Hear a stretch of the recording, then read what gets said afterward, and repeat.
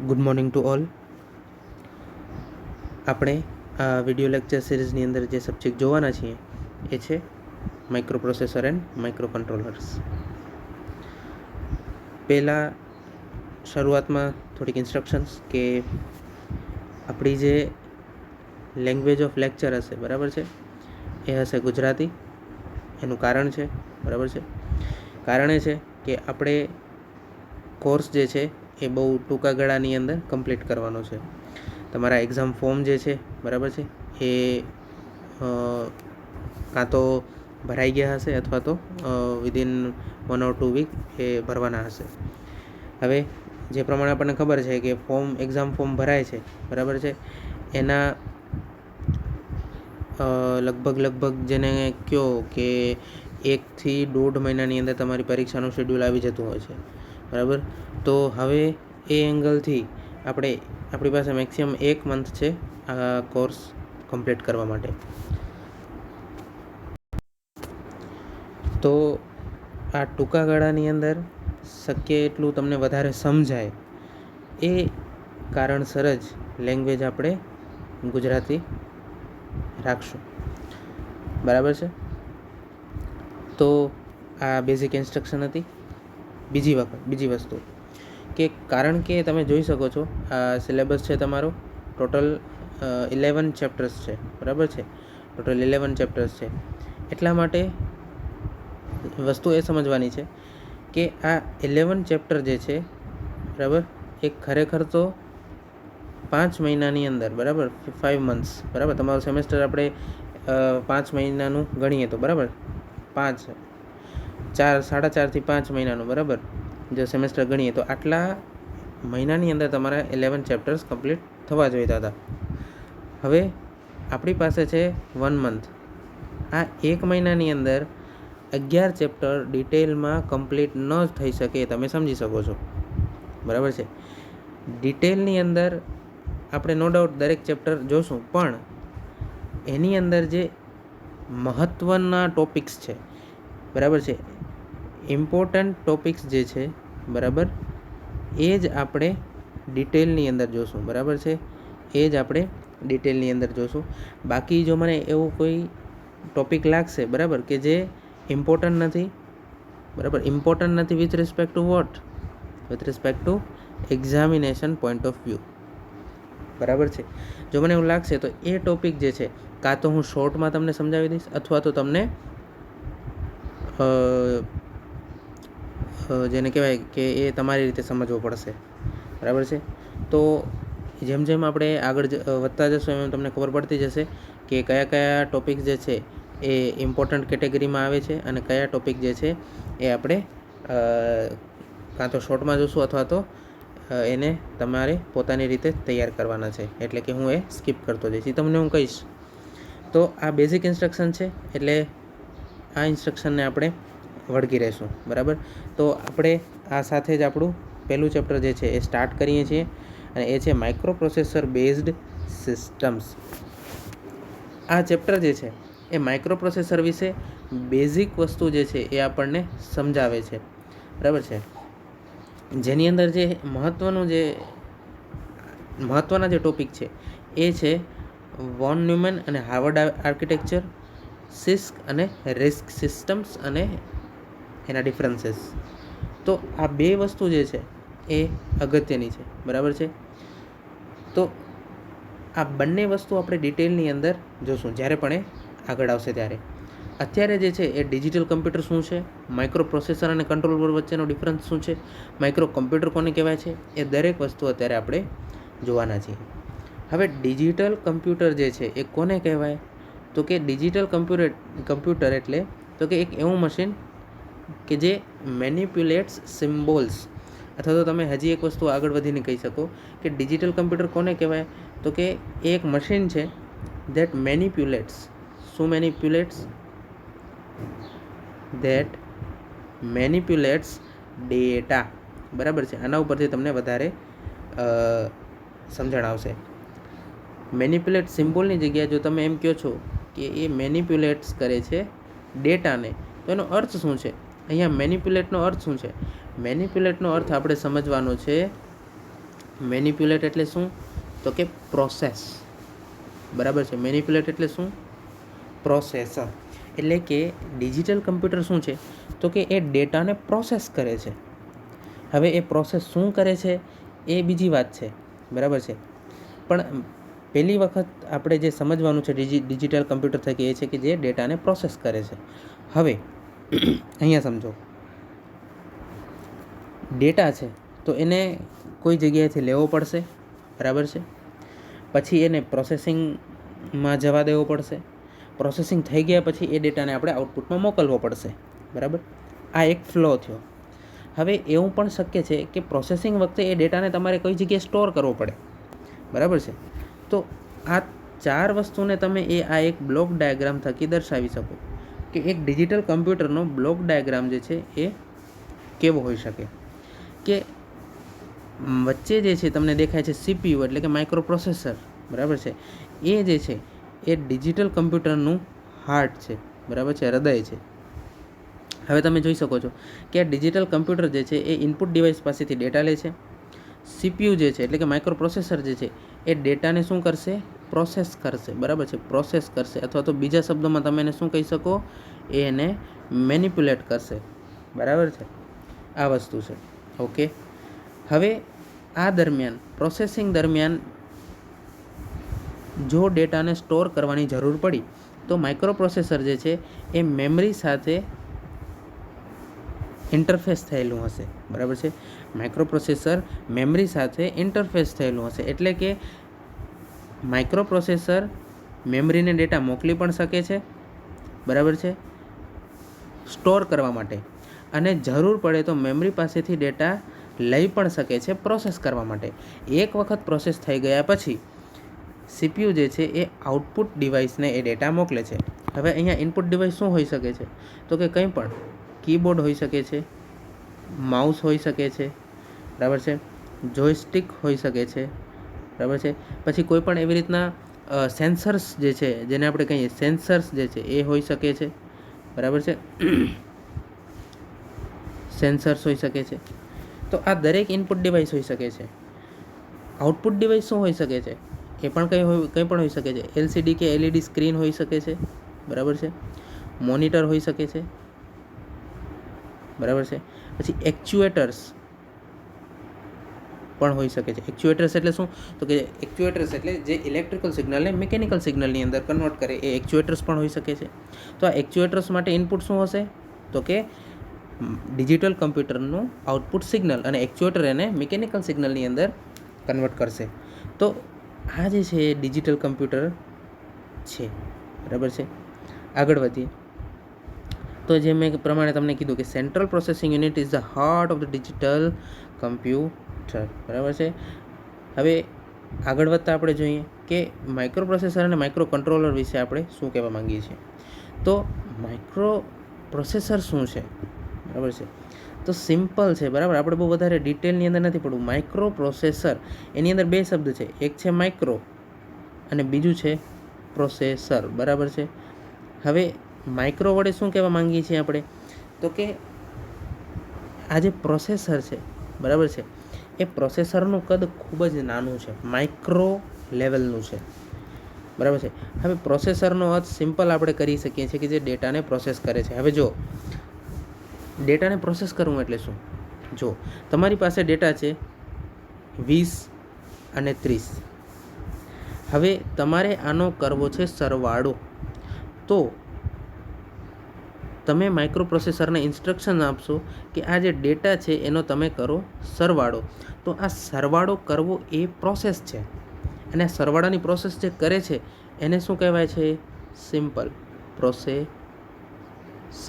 અહીંયા કંઈ પણ હોઈ શકે, સરવાળાની ક્રિયા, બાદબાકીની ક્રિયા, ભાગાકારની ક્રિયા કે ગુણાકારની ક્રિયા, કંઈ પણ હોઈ શકે છે, બરાબર છે. આ તો સિમ્પલ આપણે એરિથમેટિક પ્રોસેસ જોઈ, બરાબર, સરવાળો, બાદબાકી, ગુણાકાર, ભાગાકાર. આ સિવાય શું હોઈ શકે છે?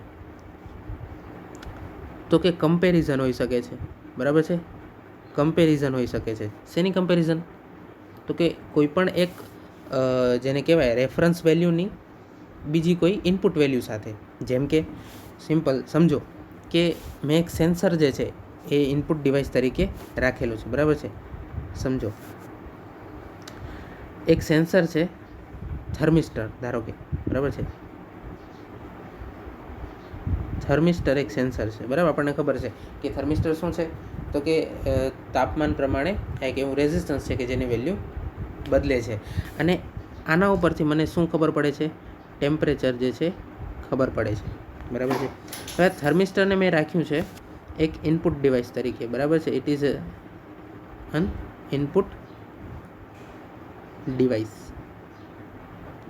હવે આ થર્મિસ્ટરની જે વેલ્યુ છે, એટલે કે જે ટેમ્પરેચરની વેલ્યુ છે, એ જાય છે પ્રોસેસર પાસે, બરાબર છે. કોની પાસે જાય છે? પ્રોસેસર પાસે, માઇક્રો પ્રોસેસર. હવે અહીંયા જે છે મેં એક રેફરન્સ વેલ્યુ રાખેલી છે કે ભાઈ 25 ડિગ્રી સેન્ટીગ્રેડ. હવે થર્મિસ્ટર જે ઇનપુટ ડિવાઇસ છે, બરાબર, કે જેના ઉપરથી મને તાપમાન ખબર પડે છે, બરાબર છે. થર્મિસ્ટર કયો અથવા તો થર્મોકપલ પણ તમે અહીંયા રાખી શકો છો, બરાબર છે. થર્મોકપલ વધારે સુટેબલ રહેશે, બરાબર છે. થર્મોકપલ,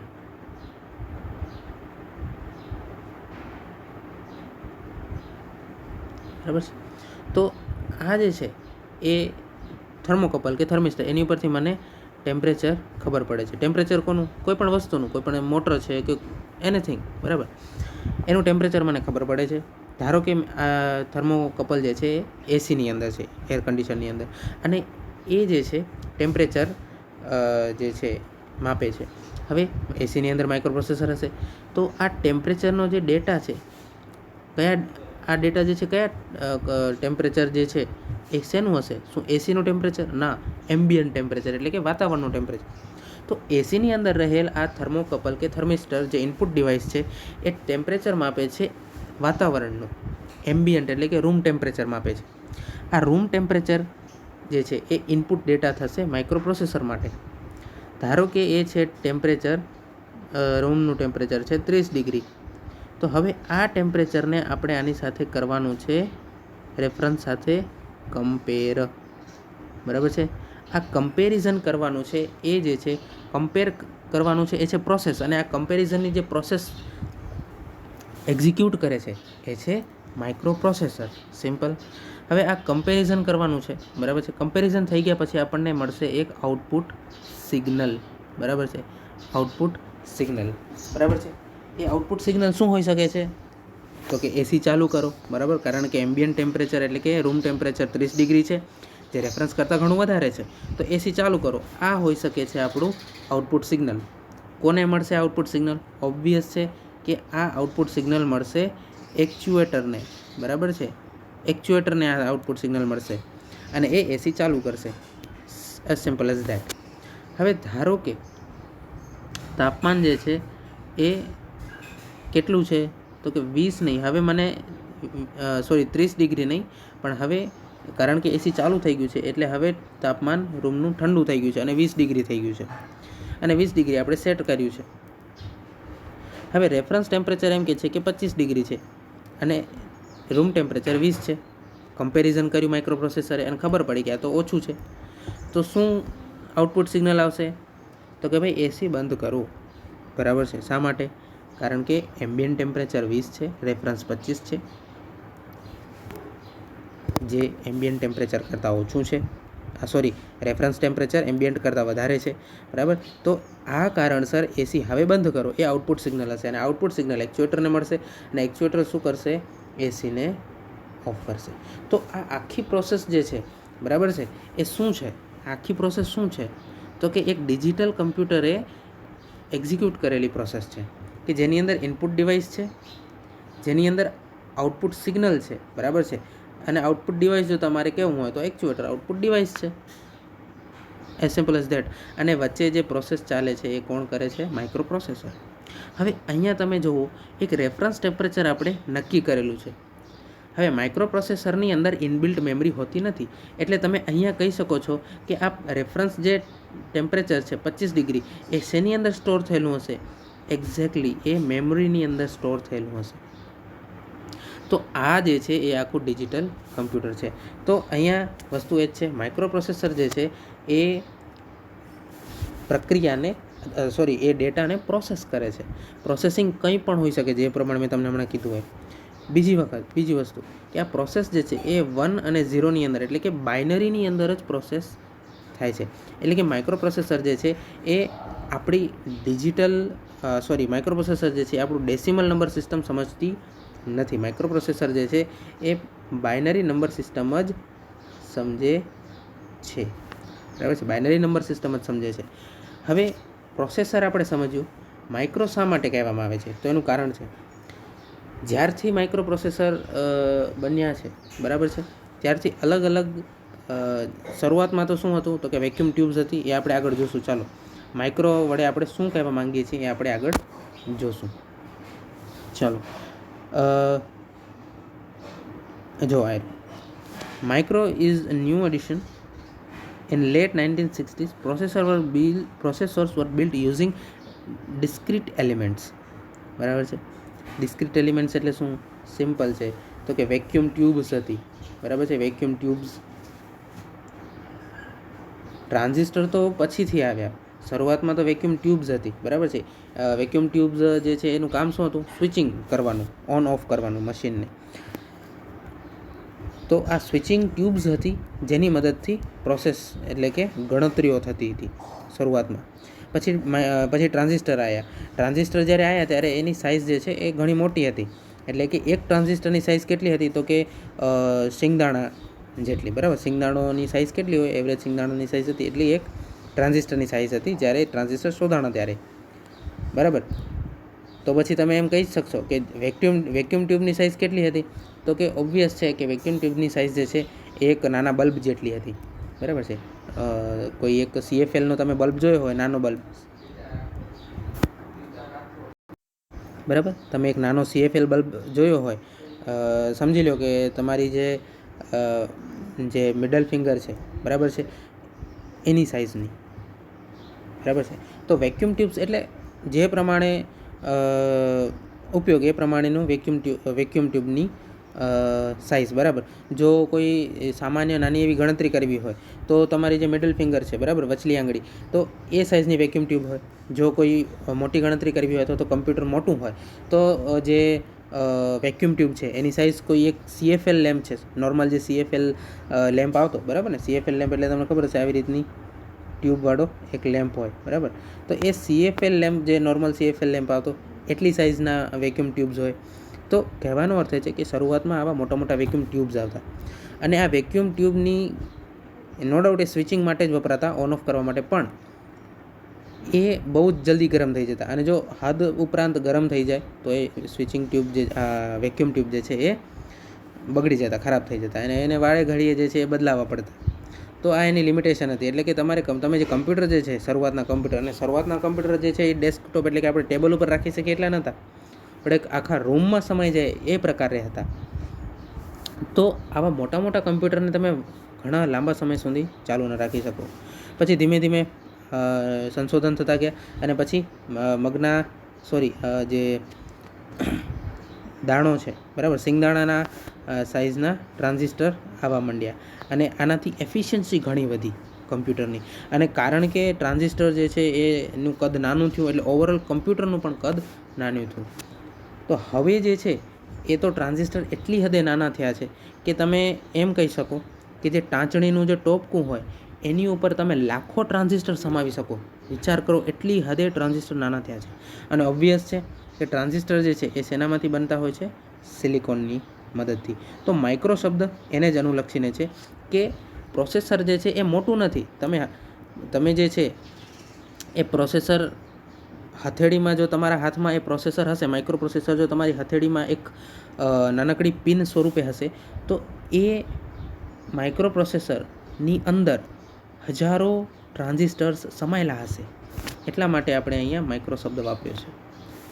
તો માઇક્રો પ્રોસેસરની અલગ અલગ ઘણી ડેફિનેશન છે, પણ આ બધી જે છે ફરીને એક જ વાત કહે છે કે માઇક્રો પ્રોસેસર શું છે? તો કે ઇનપુટ ડિવાઇસ પાસેથી ડેટા લે છે, પોતે પ્રોસેસ કરે છે એ ડેટાને, અને જો જરૂર પડે તો મેમરીની સાથે ઇન્ટરફેસ થઈ એની અંદર સ્ટોર કરે છે. હવે જો માઇક્રો પ્રોસેસર જે છે એની સાથે તમે મેમરીને એમને ડાયરેક્ટ નથી જોડી શકતા, બરાબર. જેમ સમજો કે તમે ઇયરફોન છે એને તમે જેવી રીતે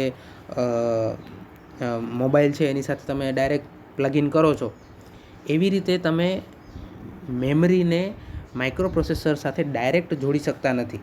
વચ્ચે એક ઇન્ટરફેસિંગ ડિવાઇસ જોઈશે, બરાબર છે.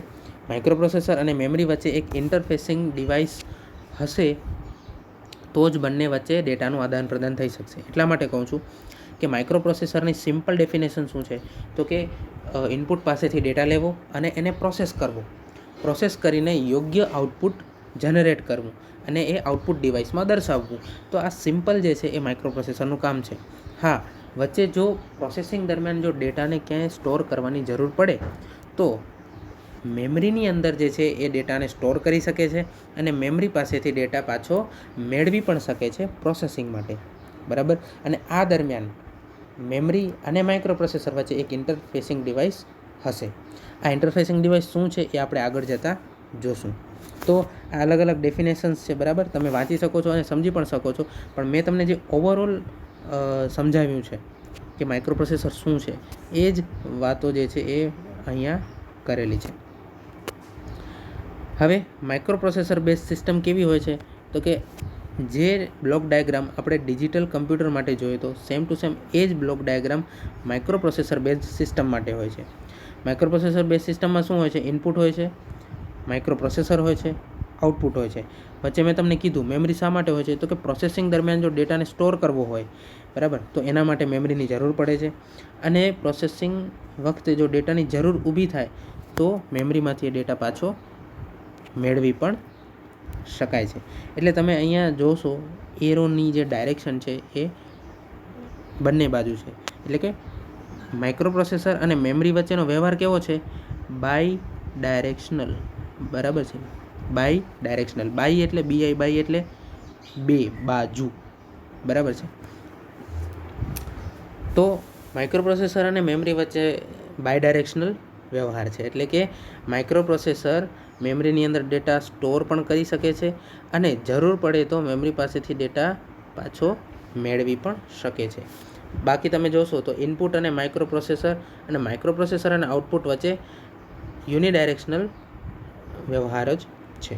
તો આ વસ્તુ અગત્યની છે.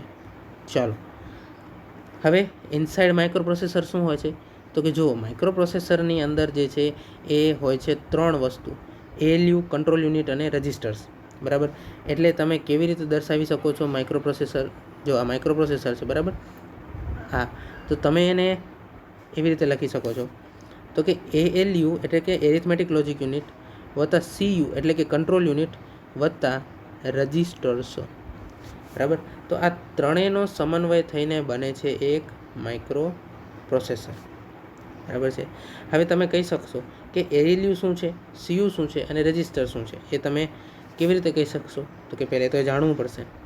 એરિથમેટિક લોજિક યુનિટ જે છે એ માઇક્રો પ્રોસેસરનું હાર્ટ કહેવામાં આવે છે, કારણ કે જે પણ પ્રોસેસ થાય છે એ ALUની અંદર જ થાય છે. જો તમે ALUનું નામ જુઓ, એરિથમેટિક એટલે કે સરવાળા, બાદબાકી, ગુણાકાર, ભાગાકાર અને કમ્પેરિઝન, આ છે એરિથમેટિક પ્રોસેસીસ છે. લોજિકલ પ્રોસેસ એટલે શું, તો કે એન્ડ, ઓર, નોટ, નેન્ડ, બરાબર. આ જે દરેક તમે જે ગેટ્સ શીખ્યા હશો, બરાબર છે, ગયા સેમેસ્ટરમાં કે ગયા સેમેસ્ટરમાં, આ દરેક ગેટ જે છે, બરાબર છે, એ એક લોજિકલ ઓપરેશન દર્શાવે છે, બરાબર છે. દરેક ગેટ એક ચોક્કસ પ્રકારનું લોજિકલ ઓપરેશન દર્શાવે છે. ફોર એક્ઝામ્પલ, એન્ડ ગેટની વાત કરું, બરાબર છે. તો એન્ડ ગેટ છે એનું ટ્રુથ ટેબલ કેવી રીતનું હોય છે, તો કે જો આ ઇનપુટ છે A અને B અને આઉટપુટ Y છે, તો કેવી રીતનું એનું ટ્રુથ ટેબલ હોય છે, તો કે જો બંને ઇનપુટ 0 તો આઉટપુટ 0, જો બંનેમાંથી કોઈ એક ઇનપુટ 0 તો પણ આઉટપુટ 0, જો બંને ઇનપુટ 1 તો આઉટપુટ 1. હું તમને એન્ડ ગેટનું ટ્રુથ ટેબલ આવી રીતે યાદ રાખવાની સલાહ આપીશ કે જો ઓલ ઇનપુટ્સ 1 હોય તો અને તો જ આઉટપુટ જે છે એ 1 થાય, અધરવાઇઝ આઉટપુટ 0 જ થશે. બરાબર.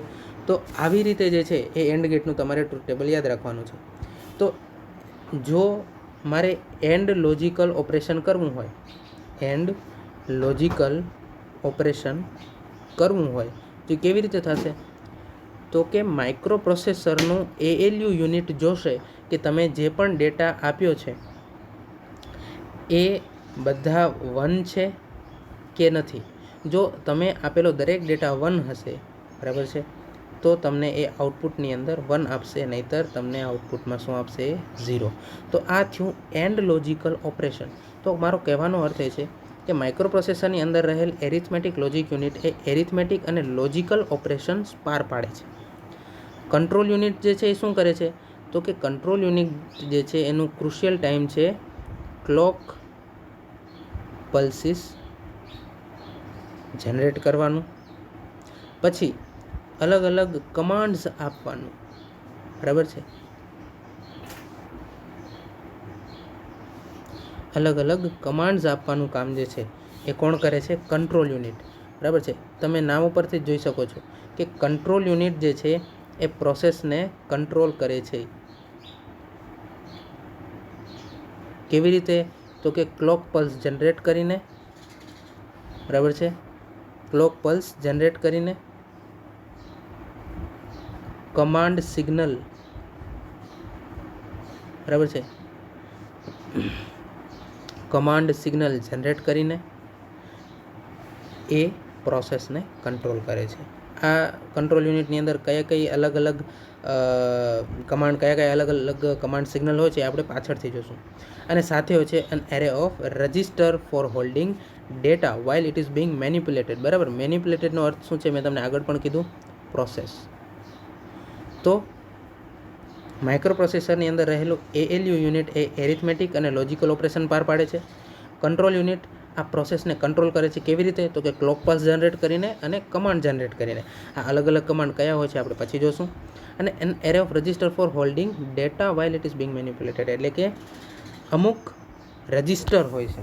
રજિસ્ટર એટલે કંઈ નહીં પણ ડેટા સ્ટોરિંગ એલિમેન્ટ, એટલે કે આ રજિસ્ટરની અંદર આપણે ડેટા જે છે એ સ્ટોર કરી શકીએ છીએ, બરાબર છે.